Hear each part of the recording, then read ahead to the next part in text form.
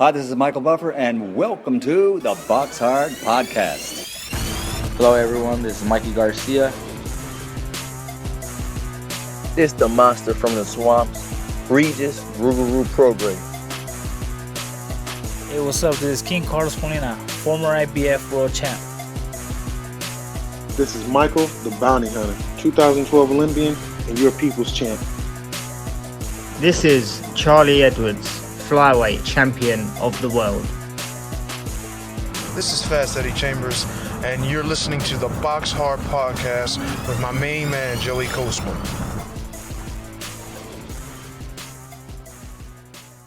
Hello everybody and welcome to episode 388 of the BoxHard Podcast. I'm your host Joey Coastman. I'm joined as ever by former heavyweight world title challenger Mr. Fast Eddie Chambers. Eddie, how you doing this week, my man? I'm doing good, my man. How about you? Yeah, I'm doing okay, my man. Thank you for asking. Let's dive straight into the review part of the show. We're going to start here with this one. It took place at the Place Bell in Laval, Quebec, Canada. I'm going to try to whiz through this week's show. This week, or last week, I should say, there was a hell of a lot of upsets. We're going to go over them here in the review part. Let's start with this one, like I say. Jean Pascal, friend of the show, former world champion, now 36-7 with a draw. It seemed like Father Time caught up with him in one night here, really. The 40-year-old Pascal lost a unanimous decision there over 12 rounds to Michael Effert, who I actually hadn't seen fight before, but I'd heard from reliable sources that he was absolutely useless. So I expected Pascal to have way too much, especially in Canada.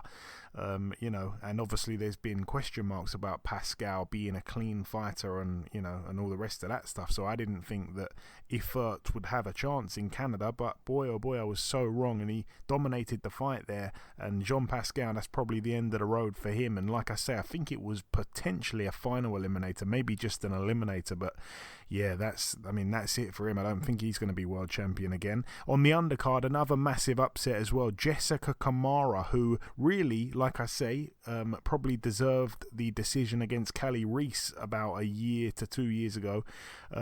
She's now 10-4. She was actually TKO'd in round 4 against Carla Ramos Zamora, who's now 10-9 with a draw. That was a real shock there. I mean, this was just like a nothing fight. I mean, I'd never ever heard of Carla Zamora in my life, and I'd seen Jessica Kamara, like I say, in my opinion, beat Callie Reese and not get the decision. So for me, she was like a world level female fighter, but like I say, knocked out here in round 4, and I couldn't believe it when I saw that one, to be totally honest with you. Moving out now to the Town Hall in Dudley, West Midlands, United Kingdom over here. Another, I won't say it was an upset, but it was certainly a terrible, terrible decision in the end. We saw Ilyas Ahmed now 10-2 with 3 draws. It was for the vacant Commonwealth and British super flyweight titles. He got in there with Marcel Braithwaite, now 14-3 with a draw. It ended in a split draw over 12 rounds. Terry O'Connor with an extremely questionable scorecard in favour of Ahmed, which even the commentators, who were clearly biased to Ahmed and weren't even hiding it, like this was a show that was a small hall show on YouTube, and the commentators literally said, we both want Ahmed to win. He's the home fighter, he's with the home promoter, and we want to see him win. We always want to support the promoter's fighters, which I kind of thought was a bit okay. They're clearly not impartial. They're siding with one guy, and even both of those two commentators both scored it to Braithwaite, and I've got no idea what Terry O'Connor was watching. A real shock there. I thought that the pressure that Ahmed, that style he's got, the pressure that he can put on, I think, or I felt, could potentially win a few rounds, but it certainly didn't deserve the card that Terry O'Connor handed in. And I think Braithwaite has been robbed there, actually, of the victory. Like I say, one card a draw, and the other cards either way. But wow, that that Terry O'Connor card, I've heard some people say it's the worst scorecard they've ever seen. Moving out now to Italy in Roma, Lazio over here. Friend of the show, Mikey McKinson, now 24-1. He was able to TKO in round 5 Sergio Carvalho, now 13-2. So a knockout win there for McKinson. Great for him. He doesn't rack them up too often. Moving out now to the Agenda Arena in Dubai over here. We saw friend of the show, John O'Carroll, move to 24-2 with a draw. It was a unanimous decision there over 10 rounds against the teak tough Miguel Mariaga, now 30-7. Yeah, good to see John O'Carroll fight again. It was quite an exciting fight at times, not throughout the entirety, but there were moments, I think, where Mariaga landed good shots and had Jono in a little spot of bother here and then. But yeah, for the most part, Jono outboxed Mariaga, which, I think most people would have expected would happen anyway. But yeah, there were moments that Mariaga had and they made it exciting, but John O'Carroll just, boxed, quite a good, smart fight, really. Floyd Mayweather on the commentary was quite funny, unintentionally funny, obviously fantastic fighter, but boy oh boy, no good at commentary at all. I just don't think he could be bothered. He's sitting there saying that Miguel Mariaga is known as King Kong, which that is actually John O'Carroll, and the funniest part was that he said John O'Carroll needs to get on with his career now. He's 36 years of age, to then be corrected by Ray Flores, who said no, he's actually 32, and then was corrected by me on Twitter, who confirmed his real age of 30. So they had him at 32 and 36, the poor guy, but it was just funny because Floyd got it really wrong, and then they tried correcting him with another wrong age, which was I don't understand it. Google is free, ladies and gents. And the main event over here, Jarrell Big Baby Miller, 25-0 with a draw going in now, 26-0 with a draw. A TKO there in round 6 against Lucas Big Daddy Brown, 31-4.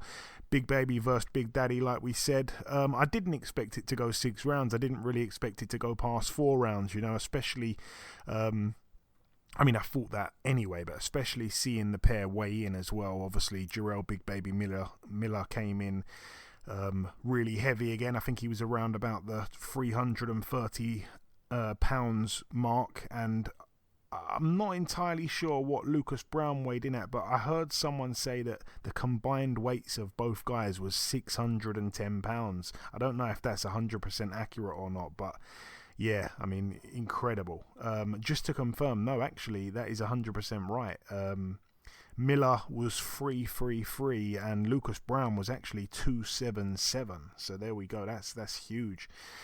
Yeah, 610 pounds. That's incredible. Wow.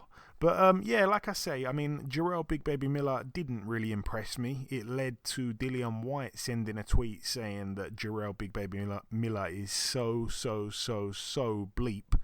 I guess you can fill in the blanks there. He wasn't impressed, and even though he did get the win, it was more through Lucas Brown being exhausted. And, we knew that was going to be the case. Lucas Brown, as I thought, would come to just throw bombs from the first bell. To be totally honest, I think he was quite cautious. Both guys were in the first round or two, which was quite surprising. I thought we'd see a fast start. But... nonetheless, it was never going to go the distance. We both agreed on that one, Eddie. And, Jarrell Big Baby Miller gets the win. He's called out Anthony Joshua. He's called out a couple of other guys, but... yeah, still undefeated, like I say, but I just didn't think it was that impressive. He took a lot of shots, and I think he's got a fantastic chin, Miller, which actually makes him kind of, I guess, a bit more exciting just for that aspect in itself. But yeah, Lucas Brown hit him with some really good shots, and to be honest with you, Lucas Brown took some really big shots as well. And, both guys actually showed good chins, and it went 6 rounds, like I say, longer than I thought, but the TKO came for Jarrell Big Baby Miller, mainly through Lucas Brown just being absolutely exhausted. Floyd Mayweather did call that one correctly on the commentary, and Lucas Brown just took a hide in the last round or whatever. He took a lot of punishment actually throughout the fight. He was really busted up. Good to see both guys embrace after the fight as well, back in the hotel. I think Lucas Brown's a really top quality guy. Both guys, by the way, friends of the show. Moving out now to the Newcastle Arena in Newcastle, Tyne and Wear over here. Let's start with the undercard. Pat McCormack now 4-0, a TKO for him in the 8th and final round against Dario Socci, who's now 15-8 with 2 draws. A questionable stoppage really from the referee. Socci was complaining, he wanted to go the distance. He almost did go the distance, and the stoppage kind of came out of nowhere. I actually thought it would go the distance because, Socci had only been stopped by Troy Williamson, and I think that was in about round 10 of their fight. So I didn't think Pat McCormack would get him out of there, but by hook or by crook he did. Was really impressive, of course. Elsewhere on the card, Solomon Dakers. I'm going to hold my hands up here and say I can't believe he was actually in an entertaining fight. It was a good fight here against Robert Ismay, who certainly came to give it a good go. He went out on his shield in the end. A TKO in round 2 there for Dakers, now 6-0. Robert Ismay now 11-1. It was for the vacant English heavyweight title, so Dakers has now got that. But it was exciting. Like I say, Ismay was throwing bombs really from the first bell, and Dakers, I liked his movement, his elusiveness, and he came back, and it was never going to go long when you saw how quick Ismay tried to start the fight.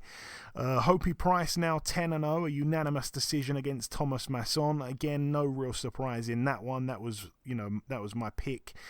Thomas Masson now 20-6 with a draw. Like I say, only been knocked out the one time to Daigo Higa, who I think had a 100% knockout streak running at the time. So, and that one was for a world title. So Hopey Price is a hell of a lot of levels down from that. It was for a belt though, the WBA Continental Super Bantamweight title. That's now Hopey's.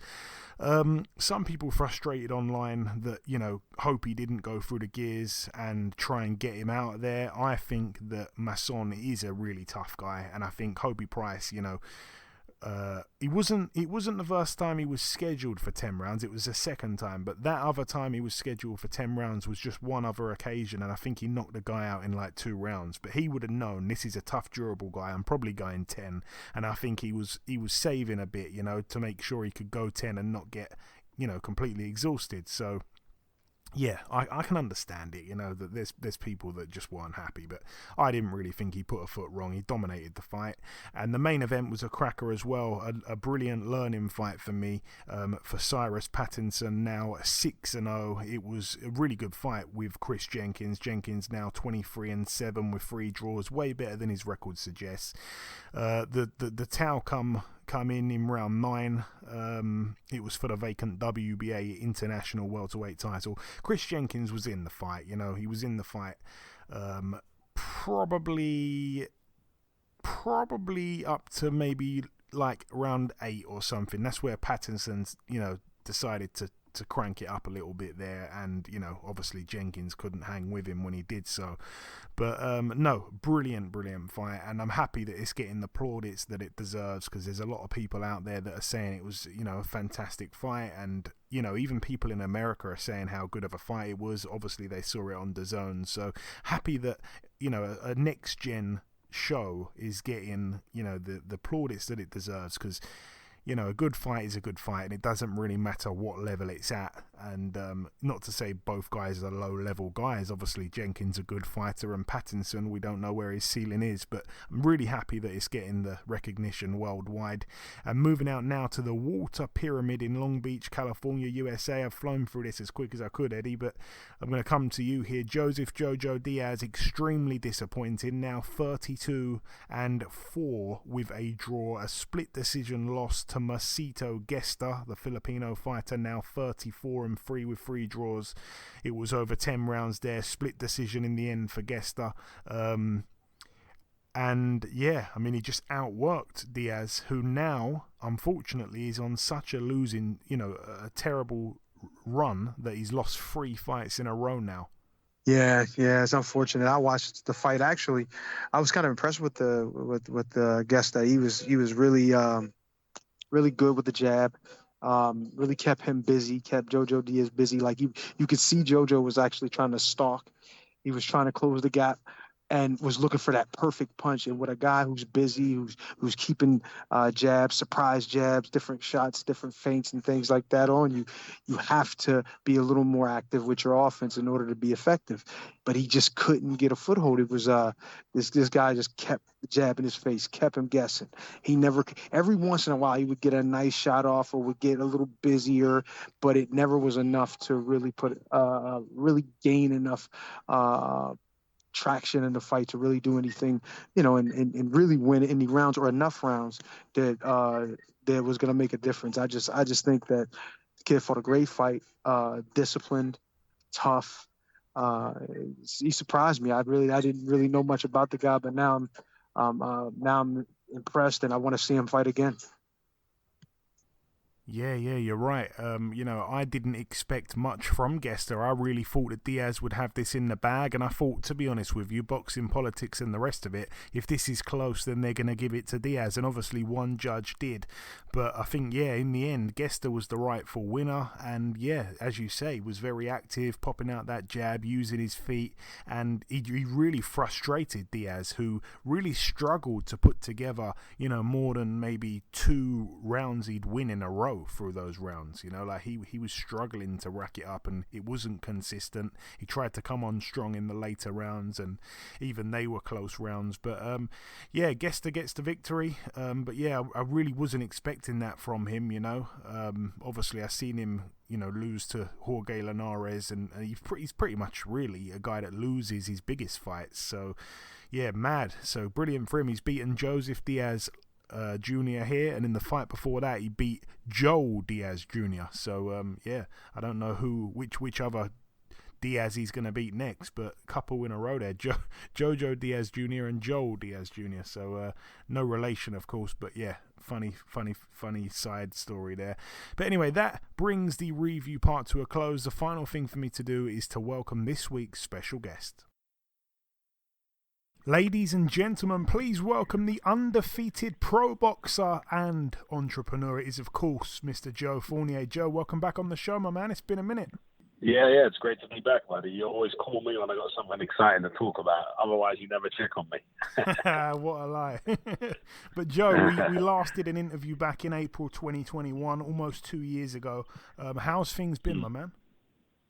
Great, the clubs have been doing great, opening up all over the world. Got 3 now. I'm going to be fighting by the end of the year. So Fournier, Tulum, Mykonos, Sardinia, Mexico City next, and then Madrid.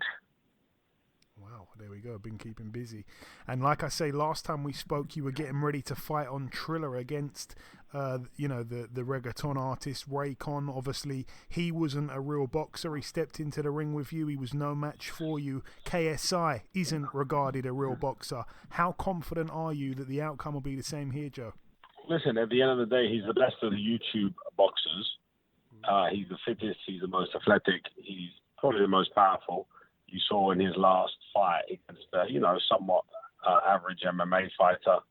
He put him. It's hard to knock someone out clean like that. You know what I mean? So he has good timing. He's got a good coaching team. I'm not taking him lightly because at the end of the day, I'm getting on a bit, aren't I? I'm 40, so I'm definitely going to train for it as well as run my clubs. As usual, I just run my clubs and show up and knock everyone out. And I think he's going to be a handful, to be honest. But a handful relatively to when he gets punched in the face by me, all that handful is going to kind of go away, innit? Because he's just not been hit that hard in his life. So it's easier to fight guys that just aren't durable like me. Like, when you fight me, even David A., when I fought David A., he just knew he wasn't going to knock me out. So he just had to, you're in for a night of whatever rounds the bout is, you're going to have to go to town. So I'd be surprised if I don't catch him clean in 6 rounds, to be honest. And Joe, you made a comment there that I'm going to, repeat. You said that he's the best of the YouTube boxers. So you do rate him above the likes of Jake Paul? Yeah. Look, at the end of the day, I think that, from what Jake Paul's achieved, I think it's incredible what he's achieved. Everyone knows, I make no bones, I'm not his biggest fan. And he should have fought me 2 years ago, 3 years ago after Raycon when it was being negotiated. So I'm a bit irritated about that still. But if you actually put like for like, I mean, when he fought Logan Paul, he dropped him clean, and he beat him. You know, they fought twice and he beat him. And I think that Logan's better out of the two brothers, to be honest. I think Logan's the bigger, stronger, more powerful hitter. So yeah, I think KSI is better than Jake, to be honest. I think Jake's done it longer. Maybe he's a bit cleaner, but you see when he's put under pressure to really perform, he didn't really do much against Tommy, did he? He kind of got a bit. I don't see him winning around in that fight. So I would say KSI would have done much better against Tommy. I don't think he would win, but I think he would have done much better than Jake. And I want to ask as well, Joe, where did this stem from? Because as you mentioned, you and Jake Paul had a little bit of a history. We knew the backstory to the beef that you guys had. But where did it stem from with KSI? No, I was just one day I was in Barcelona on holiday actually, and I saw them all, scrambling for opponents and arguing about different opponents. And I said, listen, I got the profile, I can fight. And at the end of the day, if you really want to call yourselves real boxers, you got to start fighting boxers. I was there before even Tommy and Jake, were a thing. I was there, like you said, back in 2021 when Snoop Dogg and Triller were trying to make the fight between me and Jake. So I've always said it, because one thing about YouTube boxing is crossover, but they never crossed over. And now they're starting to cross over, and you see people are engaging it, because how can you match yourself up as a boxer unless you're fighting a boxer? Yeah. You get what I'm trying to say? It's like me saying I'm really fast at running, but I don't run track and field. Well, until you race, Usain Bolt, how do you know how good you are? Yeah. No, I understand. Right. And then so I then kind of just put it out there. I said, listen, I'll fight Logan, I'll fight KSI, I'll fight anyone. Just let me know. And then KSI bit a little bit. And then I kind of got in contact. His manager got in contact and said, would you want to fight on Misfits? I said, I'd love to. They said, you should do like a warm-up fight. So we had a fight set up against a UFC fighter. He failed a brain scan. So I went to London anyway, because I wanted to really, because they were saying, but he does want to fight you. He wants to take the next level up and all that. And I flew to London. I was the alternate is what happened. Dylan Dennis had the contract. I had an alternate contract with KSI. When Dylan Dennis pulled out, they didn't give me the fight. They went with FaZe Clan. And I lost my mind because I just cut down weight. I walk around at 200 pounds plus sometimes. And I cut down to fight at 177, 178. So I was furious. You made a guy die. I didn't get paid nothing, not a dime. And all they'd give me was my flight. So I'm like, I just wasted 50 grand on a training camp. And you guys never even kept your word. So I flew to London, got in the ring, and then he called me out. And I was just there ringside. So I jumped in and I said, no, well, you want to call me out? I'm here. Shake my hand. So he shook my hand. Then they bottled it for 2 months. We were trying to find every which way out of it. I just stayed on him. And then I think he just got embarrassed into it. But I think it's the biggest mistake he's ever made. They're very smart. But I think it's a real, real mistake to take me on this early in your career. I don't know, mate. I wouldn't do it. So yeah. He's either got something that I haven't seen or no one's seen, or they made a mistake and they bit off more than they can chew, because I would like to say I beat Tommy Fury all night long. And I think Tommy beats, KSI. So I think there's a couple of levels apart here. But they signed the contract, so that's why I'm in such a good mood. Can't get out of it now, baby. I want to come back to what you said there, but and this next question may sound incredibly uninformed, but you're a lot richer than KSI, I'm assuming. Yeah. I just offered him 10 million. I said to him the other day, I said yesterday, I said, I'll give you 10 million. I'll give you $10 million to buy Misfits. I don't think it's worth more than 10 million. I think 10 million is real nice to buy the promotion. I'll give you 10 million by the promotion, because when I knock you out, it's worth 100 grand. So I'll give you 10 million now, take your dough and run. And I said, otherwise I'll make you an offer for 100 grand the next morning.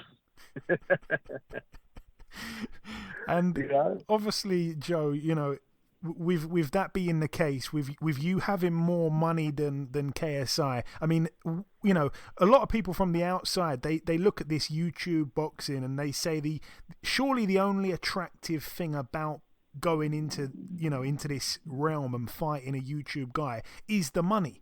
But you obviously don't need the money. You've got got a lot to lose actually in terms of your boxing credibility. Like relatively, like I'm getting paid hardly anything. So what's the point? Because you've got a lot to lose. I'll tell you why. Number one, I've always fought, from when I fought in the pubs back in the day before I turned professional, I never got paid there either. I fought because it's a good influence on me, boxing. I've always said this about everyone. That's why I don't really hate on them as long as they get in the ring. I only hate when they talk and don't get in the ring, like Dylan Dennis. Just talks a lot of shit, bottles it. But when you're just doing it to get in the ring, number one, you ain't drinking. So that helps me. I own nightclubs all over the world. There's always someone up for a beer. So I don't drink for a couple of months now, right? Two, it helps with your mental because you're training twice a day. You're in the healthiest version of yourself. I'm 40, I look 30. Because of that, you know what I mean? Because I'm not killing myself, not killing my body. Boxing's been a great influence on my life.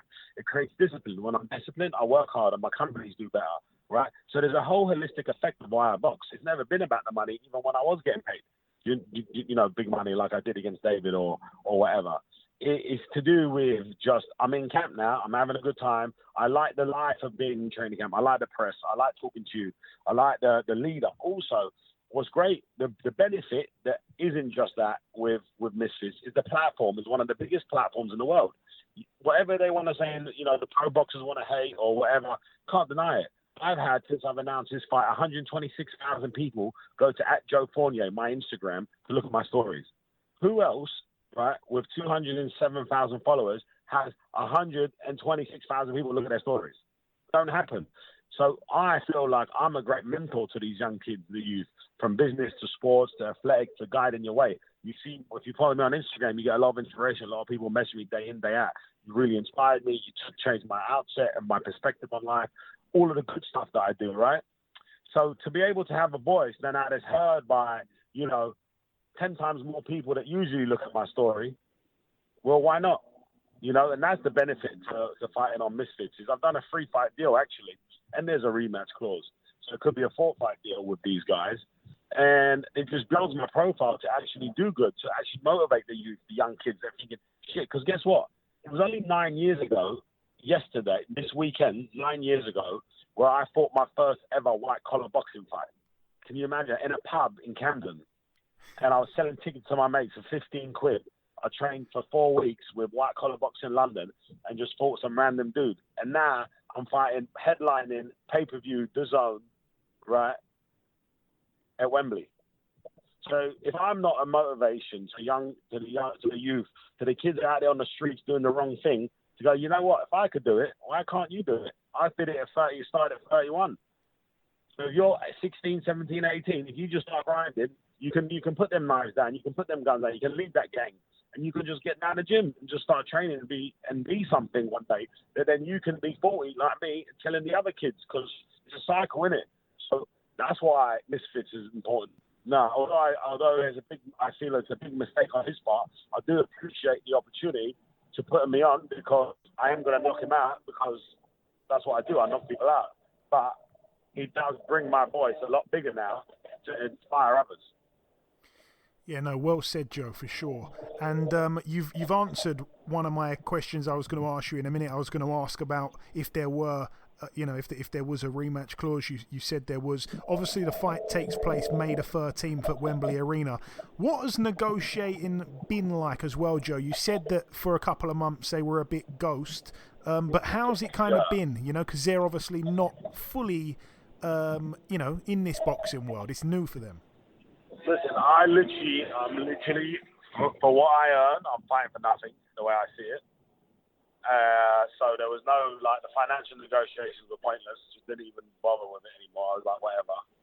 And then they made me go down to 180. Got to fight 180. They added their rehydration clause, of course, which they did with the other guys. But, I'm a professional. So for me, those things don't make me freak out. Oh, I got to lose 25 pounds in 8 weeks. It's not the end of the world. You know what I mean? I can only cut 10 pounds of water. All right, even better. You just diet. We're disciplined.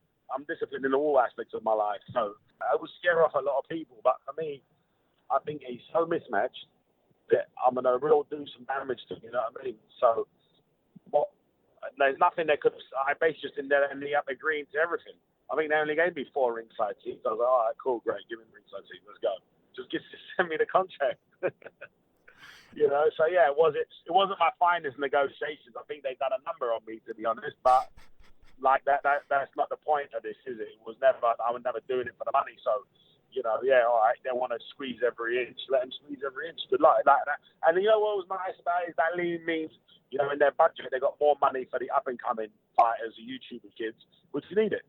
So if I take a bit less, you know, or a lot less than what I wanted, nowhere near what I wanted, then cool, because that means that there's some more budget for the kids that do need it. You know what I mean? So I'm happy with what we ended up with, because I'm happy that the fight got done. But yeah, as a businessman, it wasn't really a negotiation. It was a take it or leave it from their side to every single aspect of it, because they wanted an excuse to then not fight me. But I just went, all right, I'll take it. Then they were like, oh fuck. Actually, it's a poker game. That brings back a memory. I don't want to go off topic, but there was Darren Barker when he was world champion.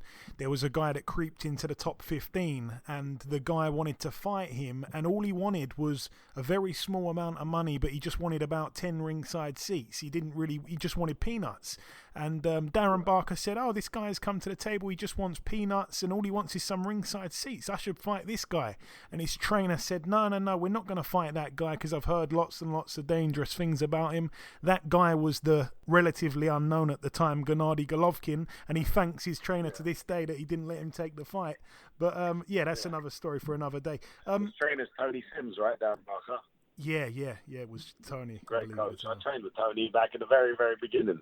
There we go. Shout out to Tony. Yeah, but I want to say, Joe, you know, obviously there's a lot to compare when it comes to, you know, Jake Paul, KSI. You know, Jake Paul finally fought, you know, a real pro in Tommy, and he got found out. KSI fought that Pineda. No disrespect to him, he's a journeyman, let's be honest. Obviously you're undefeated, you know, in proper fights, 100% knockout ratio. Yeah, I don't really know what I was going to say, but it's such a dangerous thing, because there's no doubt in my mind that KSI is a smart guy. You said it. He's done incredibly well for himself. He stepped into boxing, which he didn't need to do. I respect him. Correct. But it's such a risk, because I think people still don't quite know everything about you. I mean, I know certain things people don't know. I think a lot of people have forgotten those sparring sessions with the likes of James DeGale and others. Yeah. Eubank Jr. Yeah, I think that's what I think they're banking on. They're banking on, I'm a bit old, and obviously their go-to fight next to Jake is going to be KSI. That's a no-brainer, right? Because at the end of the day, they are the top 2 YouTube boxers, yeah? So they got to fight. So the fact that he lost to Fury, you know, there's more excitement probably if I fight Fury next. Does that make sense? Yeah. Because we're 2 pros, and, you know, like we've got a professional record on the line here, you know what I mean? So we're going to go at it. And that's 2 entertaining fights then, because if the 2 YouTubers then fight each other, the 2 pros then fight each other, that's where it should be at. So I think they needed to up his level, because Jake is decent, like he ain't a mug. You know what I mean? He did fight, like he did fine. Like I thought that he did way better than I thought he would do against Tommy. I thought Tommy would knock him out. And you know, it was different. If I thought Tommy weren't trying to knock him out and just trying to get the ring rust off and just get some rounds in, which is an element I'm thinking about in this fight against KSI. I ain't really got no benefit dropping him in the first 10 seconds, because my next fight might be Tommy. Do you understand? I need to get the rust off myself. I ain't fought in 2 years since David. So, but Tommy was trying to fucking finish Jake Paul. He said it all the way through. So I think Jake done way better than I'd expected. Yeah. And then now KSI needs a tough fight. He does. From a coaching standpoint, he needs a tough fight. Because you wouldn't just put him in there with Jake. We've never done a hard round live on TV. Because we know sparring is different. But having sparred, you know, world level guys, and then who I found the hardest, to then who won the fight when they fought each other, isn't always the same, is it? Like when I sparred Eubank Jr. and I sparred James DeGale, I really struggled with James DeGale, to be honest with you. The way he switches stances, super fast, super awkward. I much enjoyed sparring Chris Eubank Jr., to be honest. But when they fought, Chris Eubank Jr. won. So sparring doesn't mean anything when it comes to a pro bout. And two guys are going to fight each other. KSI needs a hard fight, and I think they just think he just has enough maybe youth and fitness and all of that. But it's a 6-round fight. I don't get it. First day I walked back in the gym, I did 4 rounds the other day. So I don't. It's not a war of attrition. It doesn't matter how fit he is. It doesn't matter if he do 20 rounds. We're only doing 6. So what's his advantage? I don't understand. Neither do I. That's what I'm saying. I don't get it. But they're just hoping I'm old. Yeah, and that's what I'm saying. I haven't seen any chink in your armor. I don't think anyone has. So it just seems such a weird thing because they've been taking calculated risks this whole time. He's a smart guy, but I don't understand the risk in this of all people. I think also one thing to put it in fairness, I deserve this fight because who else would KSI fought? Right, he's beat up all the YouTubers. There are no YouTubers left, right? So now he had to step up to a pro fighter in the pro ranks. Well, there was Tyron Woodley that has a profile as a boxer.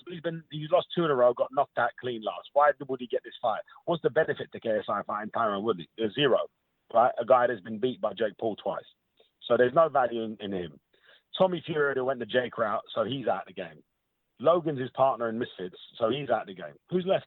You see what I'm trying to say? Which celebrity boxer who, isn't in the elite ranks trying to win world titles, like I was, back in the day, trying to, go up the rankings, who is now available that isn't signed? Like, no one.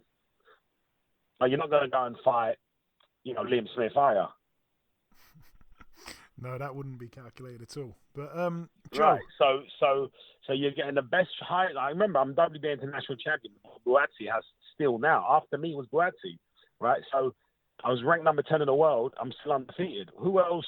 But what they're thinking is he's 40. He's got ring rust. 2 years he's been out of the game. Everyone knows I like a party. So for 2 years I've been having a good time. So they're trying to factor all these things in. But I still punch hard as fuck. And when he eats a jab from me or a body shot, when I fought Raycon, he had 6 broken ribs. He ain't spoken to me since. There's still people in Colombia that want you dead. Yeah, I know. When I went there last time, I had to have full armed police escort everywhere I went, even to the strip clubs. Joe, you said something interesting about perhaps not wanting to get the knockout, maybe to bank the rounds. I mean, I'm going to push you for a prediction. Do you get him out or do you go 6? The thing is, it depends, right? He comes out super fast. Yeah. And he might walk into a knockout. But I would rather, personally, for my career, I would like to do a few rounds. I would like to do because if you saw Raycon, for example, when I had Raycon in front of me, I knew there was no danger. So I wasn't in a rush. And I feel like once KSI feels the power, he's going to try and he's very awkward. Let's not mistake it, right? When you get a 1-2 basic, Rocky Fielding type boxer, you know what you've got in your hands, yeah? So you know what's coming. It's a 1-2, 1-2-3. They don't throw really awkward punches, that real amateurish style. But KSI, you see his last knockout, went from a taekwondo stance to a flying overhand right on the southpaw with a finish with a left hook diving in square on. Well, let's say he's awkward. So you have to fire back when he does shit like that. You can't just tuck up because you could get caught yourself. So I'd like to do some rounds. I'd like to really hurt him, to be honest. I said it in the interview the other day. I want to make him cry. I want him actually to physically cry in the ring, just the pain. I want to really bust him up. Canelo just really gets you in your shoulders, in your elbows, in your ribs. You just really want to just give up. Like you see the lumps he takes out of people's arms. I really want to just break him down so he just starts crying, just don't even want to come out again. That's how I want to just really batter him. Because if I knock him out in the first round, everyone's well, fucking that's obvious. Joe Fournier, fucking KSI, YouTuber, well done. What have you done there? Shouldn't even be fighting this guy. Whereas if I really put on a masterclass of boxing and I really batter this kid, then everyone's going to be like, that was class. All my mates are going to laugh. And then the next fights, then people are going to, then they're going to warrant other big fights from that. If you're just knocking out the first round, you say, oh, it was a lucky punch or whatever. You got to outclass these guys. And that's what it happened with Fury and Jake. He did outclass him, let's be fair. He did, although he showed he has no big punch power, he did put on a masterclass of boxing relative to Jake. Yeah. So I would say is, you can't write off the knockout because he jumps in like that. And if I see you jump in, I'm throwing back. And then you really want to jump into one of my shots, well, good luck. You know, I mean, I dropped Raycon for throwing a body shot that he ducked into. You know, so, but nah, would I like a nice long, you know, like a nice long fight, you know, and really make it, you know, work off the jab and really like get my eyes back and under the lights. It's going to be sold out, 15,000 people, whatever Wembley has. It's going to be a great atmosphere. I want to enjoy it. You know, there's not going to be many days out for me. I've done a 3-fight deal. So there's 3 more fights probably. And then, you know, could be the end. So I really want to enjoy it. Another 1-round, 2-round knockout ain't going to be that fun. Well, there we go. It'll be just because I don't feel he's going to give me any danger. Yeah. Well, it'll be interesting to see if you actually go the distance. For the first time, obviously not counting the Hay fight. So yeah, just before we let you go, Joe, because I really do appreciate your time, I like to always throw it over to you just for some closing words to the listeners before we wrap it up, my man. So just take it away before I let you go. Guys, tune in May 13th, The Zone. You're gonna watch me take away the whole of the YouTube boxing nation because this guy's gonna get put to sleep in the later rounds. And he's going to come back to the pro game, baby. There we go. Listen, Joe, as always, it's a pleasure speaking with you, my man. Best of luck May 13th, and we'll speak sometime afterwards. All right, mate. Sounds good. Take care, pal. Bye-bye. Okay, now it's time for part 2 on this week's show. This part, of course, the news part of the show. We're going to start here with the undercard announcement for Anthony Joshua versus Jermaine Franklin. Of course, Saturday, the 1st of April. Not long to wait now.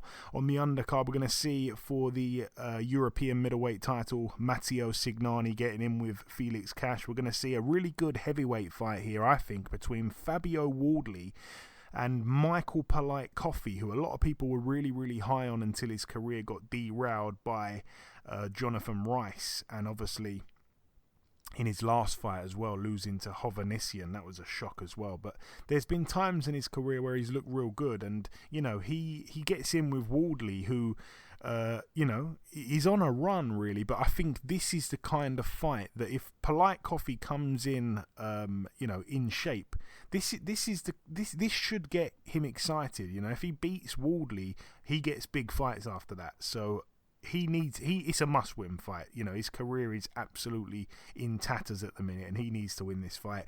We're going to also see Austin Ammo Williams get in there with River Wilson Bent. That's a tough old fight, that, for River Wilson Bent. I haven't seen him fight since he lost to Hamza Shiraz. I was at that fight. So, yeah, I mean, he's had a nice quick win against Daryl Sharp, and now he gets in with Ammo Williams. Real tough one there. We're also going to see Campbell Hatton get in there with Lewis Fielding. We're going to see John Hedges on the card as well. That's about it, really. To be totally honest with you, the undercard isn't really up to the standards that we've seen in the past from Anthony Joshua undercards, but I guess it's not actually a pay-per-view fight. Obviously, DAZN is a subscription service, but it's not actually a pay-per-view. It comes with the subscription, so maybe that has to do with the lack of depth in that undercard there. What else do we have in terms of news? Just trying to have a look. Oh yeah, this one's a big one as well. Luis Alberto Lopez will be defending his world title, his IBF featherweight world title, against Michael Conlan. That one to go down in Belfast on May 27th. So a homecoming there for Michael Conlan. Yeah, that's obviously a massive fight, and happy for Conlan as well, to be honest with you, to get that opportunity. You know, obviously we saw Luis Alberto Lopez beat Josh Warrington last time out, and he was quite impressive, and he's been over here before, obviously beat Isaac Lowe in the past, and yeah, now he gets in there with Conlan. You know, I'm happy for Conlan, like I just said, but yeah, I mean, you know, he obviously lost to Lee Wood, come back against Miguel Mariaga, and then obviously got Karim Guerfi out of there in spectacular fashion. And here we go. You know, he's back in only 11 rounds later. So good for him. Like I say, but he is the underdog, and obviously he's got everything in his favour in terms of home advantage. It's not too surprising to see that, but hopefully he can pull it off. Because I know he's burning to be a world champion, and he had his chance against Lee Wood, almost had it in the bag till he got knocked out of the ring, and here we go, he goes again, gets another chance, didn't have to wait too long for it, so all the best to him. And let me just see if there's anything else. Oh yeah, this is a bit of a shame as well. It's actually devastating, but no date for it just yet, but it's going to be rescheduled for sometime in July, so I'm told. But that May 7th showdown in Japan with Stephen Fulton and Naoya Inoue has been postponed. Like I say, it's going to now take place sometime in July. It was actually Inoue who suffered an injury in training that's put the fight back. So, like I say, hopefully we get a more solid date on that, and it was a fight everyone was looking forward to seeing, and I'm sure it will still happen, but it's a shame though. And then finally, Boxer have announced a couple of shows. We're going to see Chris Billum-Smith returning to Bournemouth to main event a stadium fight on May the 27th. No opponent just yet, but I don't think we've got to think too hard. It's got to be a massive fight here. They're going to, like I say, a stadium. It is a 15,000 capacity stadium there. It's the Bournemouth football club ground. So I think the opponent's going to be announced. I think maybe later this week or potentially early next week, but obviously it's got to be, I'm guessing it's got to be a world title fight, I'd imagine. We're also going to see Josh Buatsi fight on May 6th. He gets in with Pawel Stepien. That's going to be in Birmingham. Adam Azim as well is going to be headlining York Hall. That's going to be June the 10th. And Ben Whittaker as well. His comeback has been confirmed. Tyler Denny back in action, and Lauren Price as well. So I don't want that to come across too confusing. Let me actually just quickly name the fighters, the main events and the undercards, just so no one's confused. So the Chris Billum card, no opponent just yet for him, but on the undercard we're going to see Isaac Chamberlain, and we're going to see him get in with Mikel Lawal. So that's a fantastic fight there, over 12 rounds for the British Cruiserweight title. And those other dates, like I just mentioned there, Josh Buatsi against Pawel Stepien, Lauren Price on the card, Ben Whittaker on the card, Tyler Denny on the card as well. And then the other one, like I say, Adam Azim to headline at York Hall. No opponent just yet for him, and no undercard announced for that one. So stay tuned. But that's about it, though, for the news. Moving on now to the preview part of the show. We're going to start here with this one. It takes place in Canada. It takes place tonight in Canada. I'm talking to you now on a Thursday.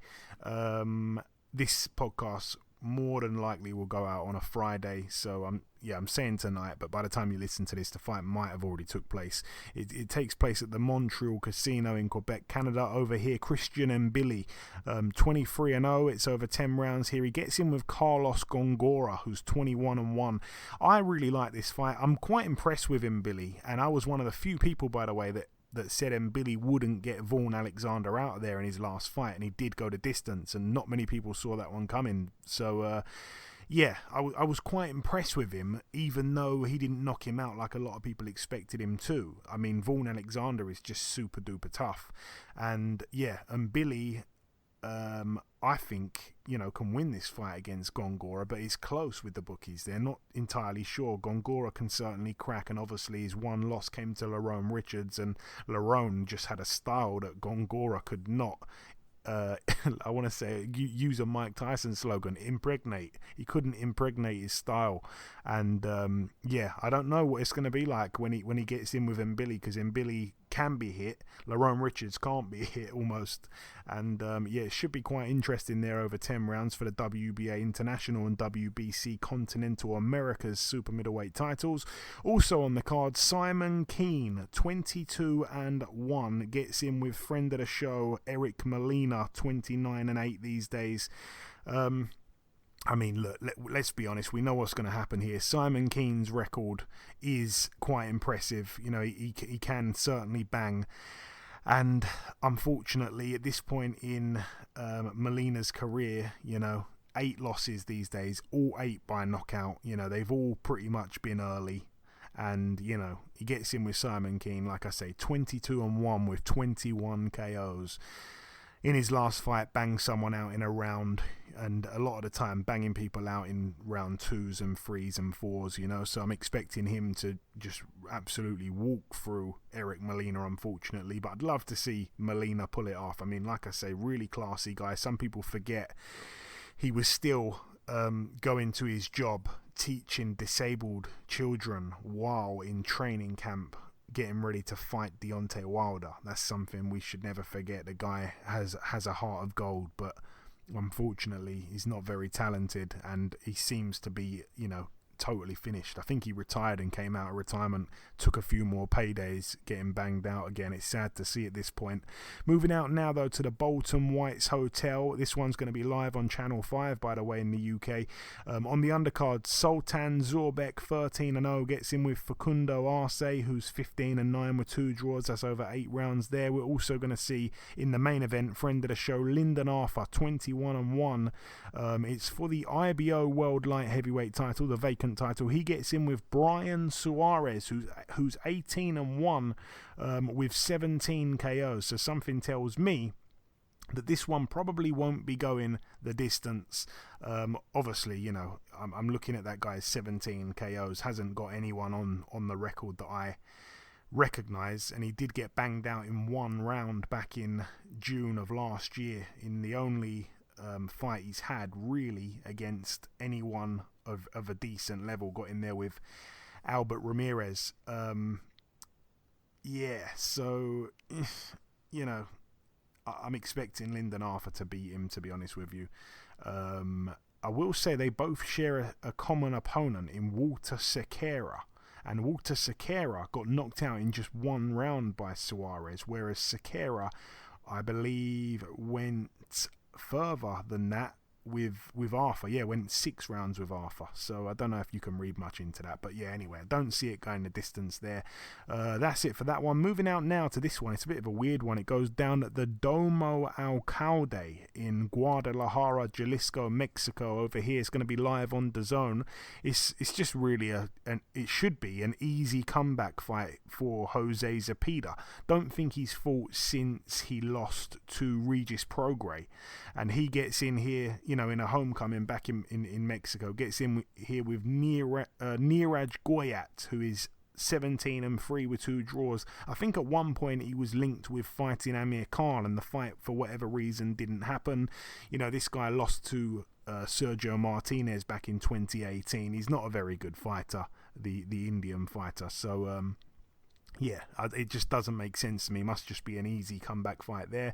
Moving out now to Bangkok in Thailand. Over here, we're going to see Wisaksville Wangek, 50-6 with 1 draw. This is Sresaket Sorungvasai, for those that don't know him by Wisaksville Wangek. He goes by a few names. He goes by another name on this show. We call him the Rodent Eater because he does like to eat rodents.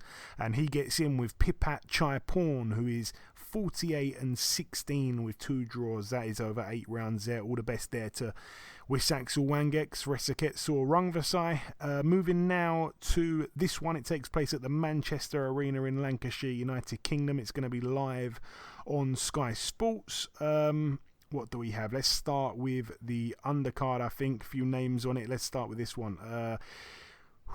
Shaquille Thompson, 9-0, gets in with Robert Talarak, who's 27-17 with 3 draws. Got a sneaky suspicion that one could go the distance. It's only a 6-rounder. Karis Artingstall, 2-0, gets in with Lindsay Bukzinski, who is 4-1. That's over 6 2-minute rounds. Again, I think that's probably going to go the distance. We've got Samuel Antwi, 14-2. In a 6-rounder here against Omir Rodriguez, who's 13-4 with a draw. We've got Aaron McKenna, 15-0. He gets in with Lucas Undofaluma, who's a former foe of Bradley Ray. That is over 8 rounds there. Undofaluma's record 22-6. he gave Bradley Ray a bit of a tough fight, if I remember correctly. But yeah, Aaron McKenna should win that one. Also on the card, we're going to see Callum Simpson 10-0 getting in there with Celso Neves, who's 9-3 with 2 draws. Elsewhere on the card again, we're going to see Fraser Clark getting in there with late replacement Bogdan Dinu. Obviously, Fraser Clark 5-0. It's an 8-rounder this. I don't see it going 8 rounds. Bogdan Dinu's been banged out every time he's actually, been in a step up. I think he, lost to Jarrell Big Baby Miller, Kubrat Pulev, Daniel Dubois, Kevin Lorena. Been banged out in most of them within 4 rounds. So, I don't think Fraser Clark's got the power of a Dubois or anything like that. But, there's no way in the world it's going 8 rounds. No way. Fraser Clark by knockout, easy. Elsewhere on the card, we're going to see a good one here, actually. Michael Gomez Jr., 18-1, getting in there with Levi Giles, who's 13-0. It's for the vacant English super featherweight title there over 10. But all eyes really to the main event. Lawrence Okoli, 18-0. Defending his WBO cruiserweight world title against David Light, who's 20-0. Again, I'm going to just be honest. I haven't seen David Light fight before, but from what I'm hearing, he's people are expecting him to get banged out in like 2 or 3 rounds max. He's from New Zealand, 6'1.5". I saw him do a little bit of pad work that I thought looked really bad, but I don't like to read too much into the pad work and stuff. But he's got himself obviously a world ranking, done that through picking up vacant WBO global and WBO international titles last time out.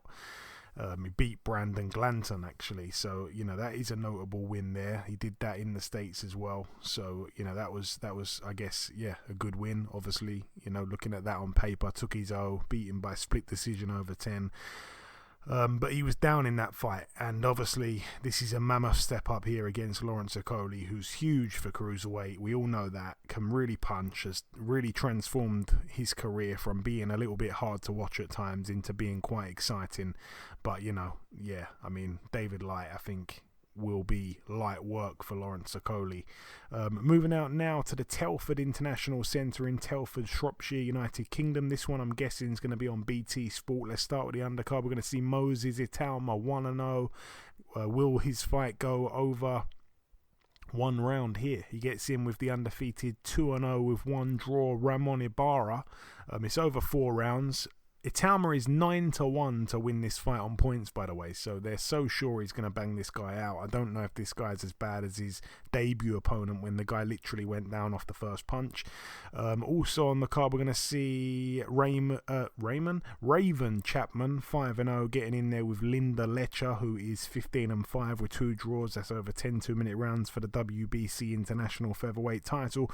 We're going to see Nathan Heaney, 16-0, getting in there with Jack Flatley again, 20-3 with a draw for the vacant WBA Continental Middleweight title. Nathan Heaney, in the fight the first time round, obviously was winning actually against Flatley, and a lot of boxing insiders fancied Flatley for the upset. But to be honest with you, I think that Nathan Heaney started the fight really, really well, and it was apparently part of the game plan for Jack Flatley to come on strong late on.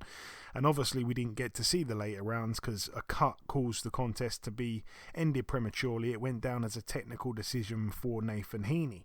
And I didn't think we'd see the rematch, to be honest with you, but both guys have gone for it. Both guys are back here in immediate rematches. So, actually, I will say that Flatley's had 1 win in between.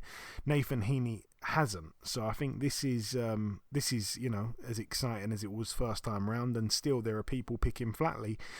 Elsewhere on the card as well, we've got Andrew Kane, 10-0, fighting here for the WBC International Silver Super Bantamweight title. He gets in with Iron Up Baluta, who is a tough guy, but Andrew Kane's been banging everyone out. 10-0, 9 KOs. He gets in with Baluta, obviously way been around the block, 15-4, never been stopped.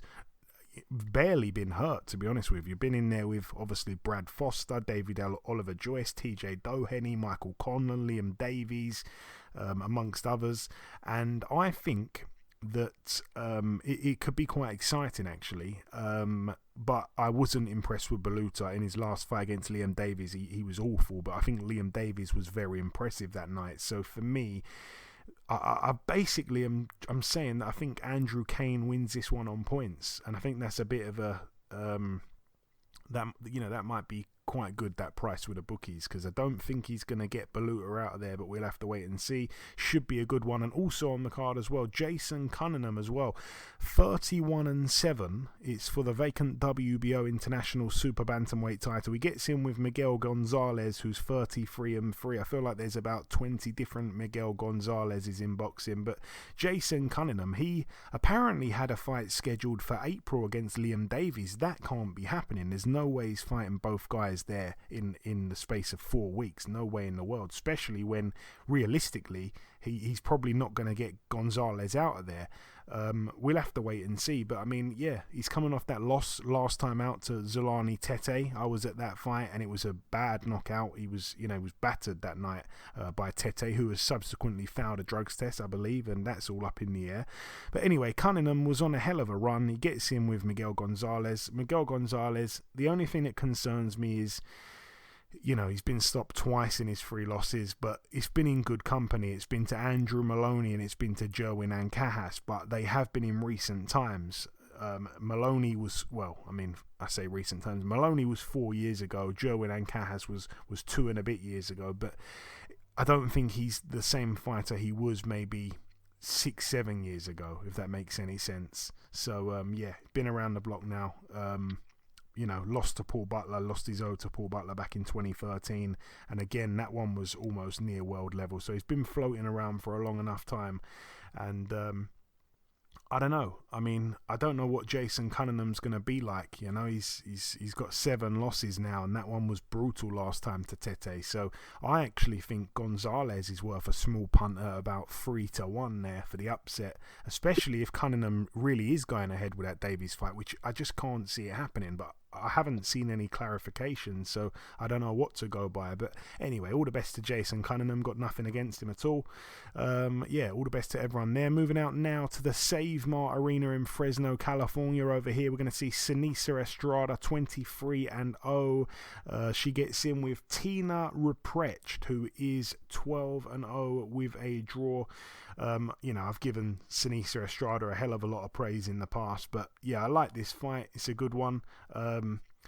It's for the WBA and the WBC world minimum weight titles. Ruprecht is the WBC champion, so it's a unification here between 2 undefeated females. Nothing bad about that. Should be a good one over 10 2-minute rounds. And the main event, Jose Ramirez, 27-1. He gets in with Richard Comey, which is quite an interesting fight, I think. 30-4 Richard Comey with a draw. Friend of the show. I'm hoping that he can get the job done here, but I think it's a tough ask. Don't think Comey's had the best time since moving up from lightweight up to 140. I think his best days really were at lightweight, but when he lost to Teofimo Lopez in the fashion that he did, he decided that really he needs to move up, and he hung around for that beating as well, I should say, before he moved up. I think he kind of moved up and then kind of went back down for the Lomachenko fight. Took a beating in that fight. It was quite life-changing, really, against Lomachenko. And then, obviously boxed Pedraza, and that one ended in a split draw over 10, a close fight. Gets in with Ramirez.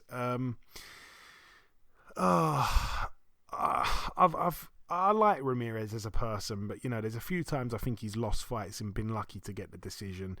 I can't believe that both guys in their last fights both boxed Jose Pedraza. That's crazy to think. Pedraza boxed as well, a couple weeks ago or whatever, to Arnold Barboza. He's been more active than these guys have. But Ramirez only fought the one time since losing to Josh Taylor, and that was almost 2 years ago now. Hasn't been very active. I think he actually lost to Victor Postel as well, the fight before Josh Taylor.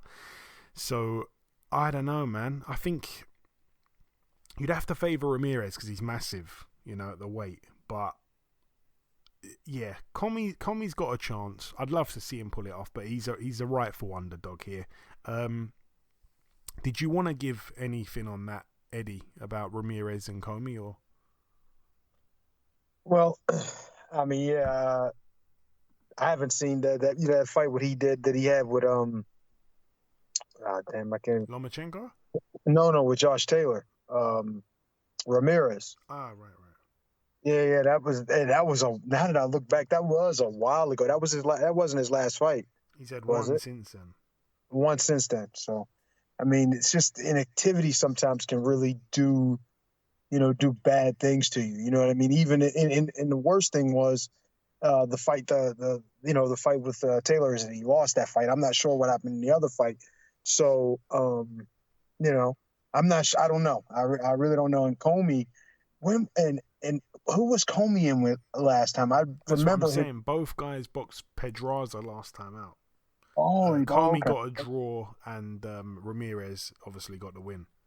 Okay, all right. Well, I mean, we'll see what happens. You know what I mean? They're both good fighters. They're both tough guys. I mean, I'm really not sure. I haven't seen Comey in a while, so I mean, we'll see what happens. I don't even know. I guess I would favor Ramirez.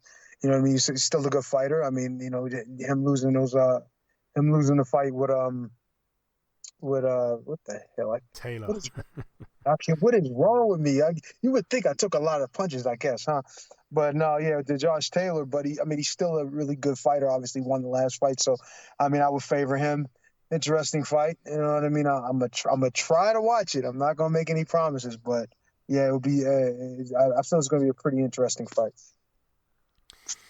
And moving out now to the final card to mention, it takes place at the MGM Grand, Las Vegas, Nevada. Let's of course start with the undercard. Chris Colbert, 16-1, gets in with Jose Valenzuela, who is 12-1. The bookies have got this really, really, really close. I don't feel like I've seen Valenzuela fight before. I think there's a couple of Valenzuelas floating around. Just looking through his record, beat Austin Dulé, beat Francisco Vargas. That rings a bell. Got him out in one round. That rings a bell. I think I actually bet on Vargas to win that fight, and he lost in the first round. But in his last fight, though, he got banged out in 3 rounds by Edwin De Los Santos. And he gets in with Chris Colbert. Like I say, the bookies have got it super close, and they slightly favour Colbert, who again is coming off a loss to Hector Luis Garcia. So both guys coming off losses on the undercard there. All the best to both men. We've also got Jesus Ramos, 19-0. He gets in with Joey Spencer, who's 16-0. So somebody's O must go there. We had someone on the podcast a few weeks ago who said they've been training with Ramos, and I can't remember who it was now. But yeah, Ramos coming off that win last time out against Luke Santamaria, who's certainly upset the odds a few times. And I think Ramos is a good fighter, to be honest with you, and I'm not sure where his ceiling is. But Joey Spencer, I mean, he gets a lot of criticism and stuff. People say he's boring and stuff like that, but he's a good fighter as well. So I think that's a really good fight. I wonder who the favourite is in that one. Oh yeah, they've got it to Ramos. Not too wide. Okay, and Cody Crowley as well, 21-0. Yeah, the Canadian based in Las Vegas. He's the guy that took the O away from Quadratillo Abdukukurov last time out, beat Josecito Lopez, although of course he's not what he used to be. Gets in with Abel Ramos, 27-5 with 2 draws, coming off a loss last time out to Luke Santamaria. I told you that he likes to upset the apple cart, that guy. But yeah, Abel Ramos as well was able to retire Omar Figueroa, of course, which was sad to see. Obviously, I'm a friend of Figueroa's, but yeah, that was sad to see. But yeah, it's a good fight. It's a good test, actually, I think, for Cody Crowley, who obviously I'm pretty sure is near the top rankings, at welterweight. I'm pretty sure he's trying to close in on a world title fight. So yeah, it's an interesting fight. It's a risky fight, actually. But yeah, Abel Ramos will bring it. He will come to win, and he'll make it exciting, I think. And yeah, the main event now, Eddie, it's a cracker. It really is, for the WBC Interim World Super Middleweight title. I remember when there was whispers that this fight could be in the works, and we were excited at the time. It's now finally here this weekend, not long to wait. David Benavidez 26-0, Caleb Plant 22-1. The one lost to Canelo Alvarez in a good fight. I'm going to come straight to you, man. I'm going to come straight to you. Yeah. Well, thank you, Joe. No, this is something that we've been talking about. We've been looking forward to this for a while, and when we first talked about it, I still really haven't moved on what I'm expecting to happen on that fight. I like Caleb Plant, really good, technically, good speed, good boxing ability. But at this point, man, I'm looking at Benavidez. He's busy. He's tall. He's a big, strong, aggressive, tough kid. You know what I mean? And he just comes to bang. So, as good as Caleb Plant is, and obviously he has power that I don't think some of us really thought in the past. After seeing what happened with Darrell, and he can box, so he can walk Benavidez into shots. I'm not saying that can't happen. And he's not a small guy, but he's just not, the size of Benavidez totally. And, just because Benavidez has that, I don't want to say dad bod, but he's not, like all cut up and shredded.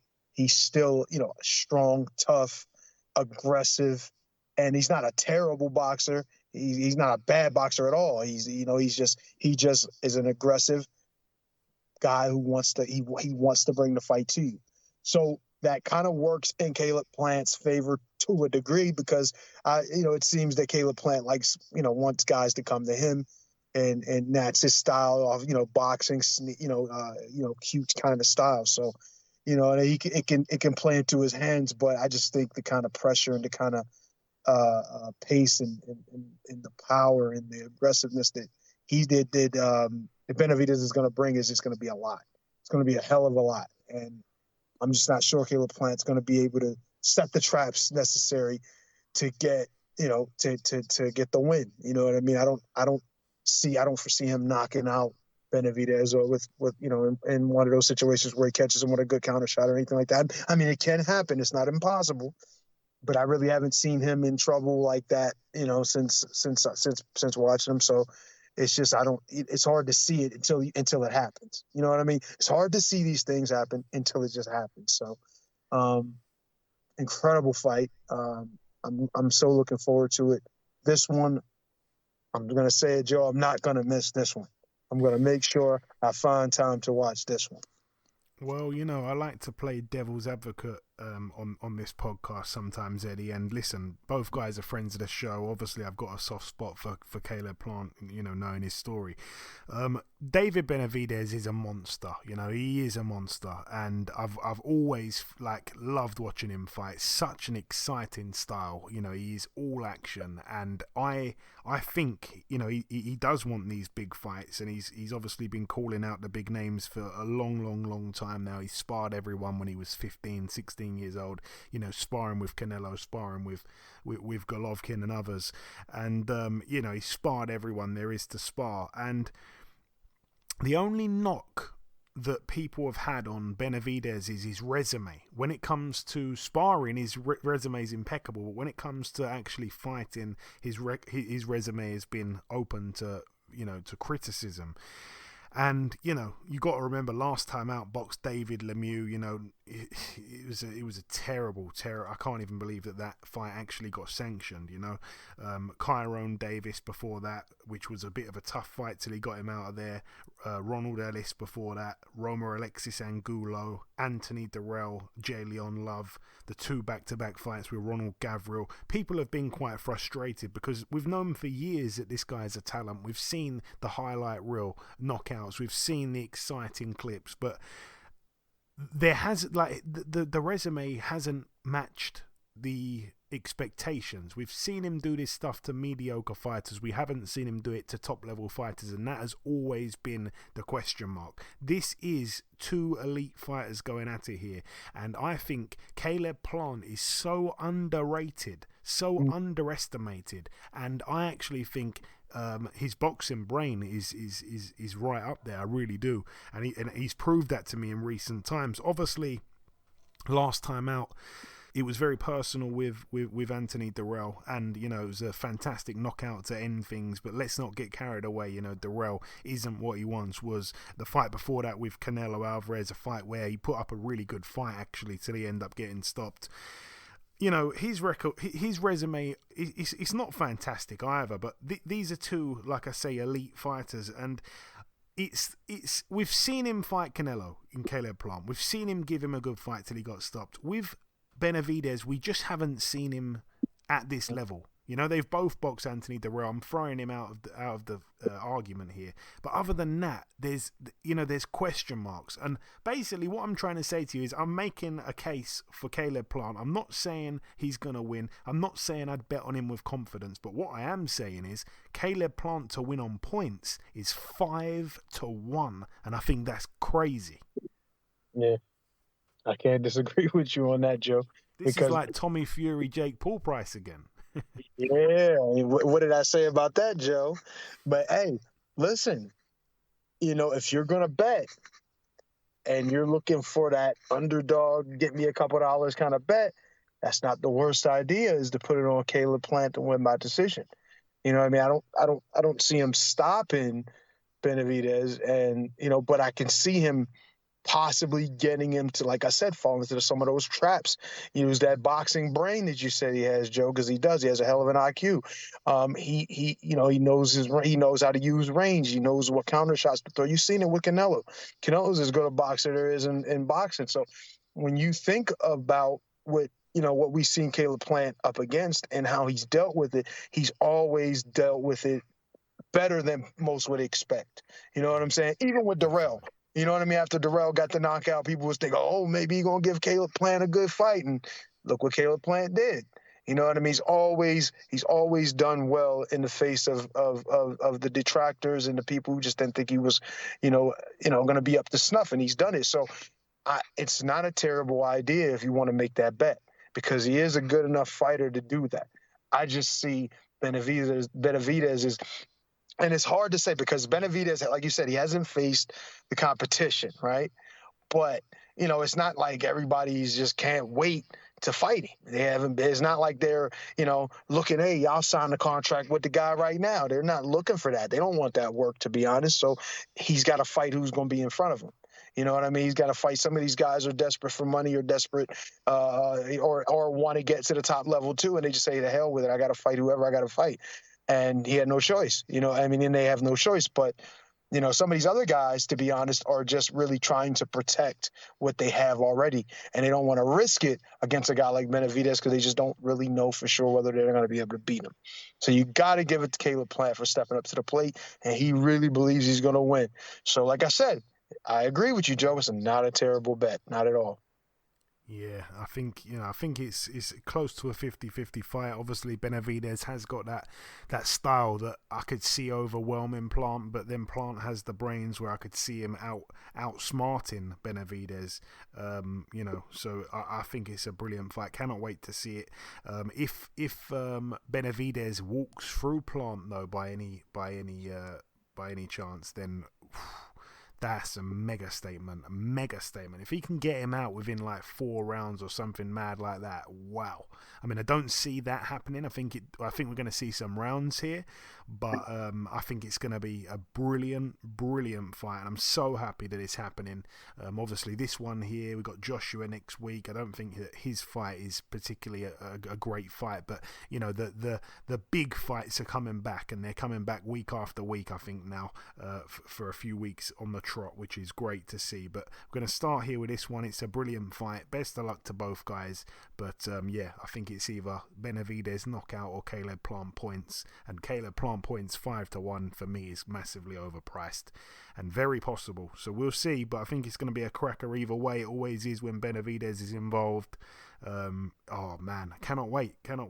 But anyway, that brings the preview part to a close. In part 1 we did the review part, then we welcomed our special guest. In part 2 I did the news, and we've just wrapped up the preview part. The final thing for me to do is to come in with the outro, which I'll do in just a few seconds. Okay, and this wraps up episode 388 of the BoxHard Podcast. I've been your host, Joey Coastman. Eddie Chambers has been with me for the duration of the show. A big shout out to this week's special guest, the undefeated boxer and entrepreneur, Mr. Joe Fournier. The biggest thanks of all, though, goes out to you, the listeners. Thanks once again for tuning in this week. A shout out as well to our sponsors, Manscaped. Remember to visit www.manscaped.com and use that promo code BOXHARD, all one word, for 20% off plus free shipping. But that's about everything from myself. Enjoy your weekends, people. Stay safe, and we shall see you all again next week.